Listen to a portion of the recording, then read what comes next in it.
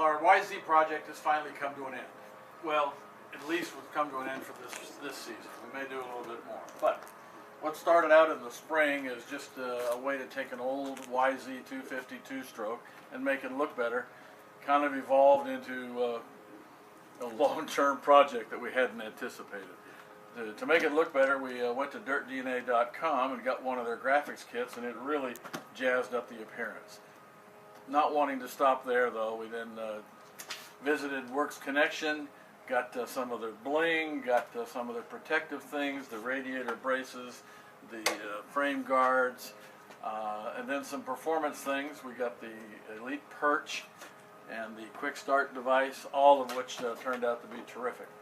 Probably should have stopped at that point, but decided to do a little bit more. We visited Millennium Technologies and had Eric Gore do some engine work for us. That dramatically changed things. And we then found that we were chewing up chain guides. I think it was the third original equipment chain guide I'd ruined. So we reached out to TM Designs and put one of their devices on there. Solved all of our problems. Great, great device.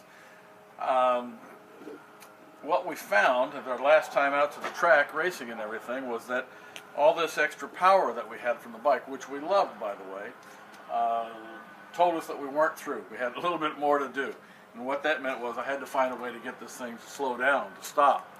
So we did some research on oversized brake rotors. We settled on a system that we have here. This is a Tusk Typhoon floating brake rotor, 270 millimeters. We get it from Rocky Mountain. You can see that it's stainless steel, dissipates heat really well, doesn't warp or anything like that. It's got a nice little bracket here. Everything that you need is in this kit. And I was surprised that we didn't even have to go out and get any bolts. Everything was in the kit. The most important thing is, it is fantastic at braking. It really brings things down. In fact, I would recommend anybody that gets one of these kits should take a couple of minutes, ride up and down the parking lot, ride around the track a little bit before you really have to grab the brakes, because if you're not careful, it'll put you over the front of it until you get used to it. Fantastic addition to the bike. So that kind of wraps up our YZ project. And we may do some more in the spring. I'm thinking about doing some things with the suspension and maybe the pipe.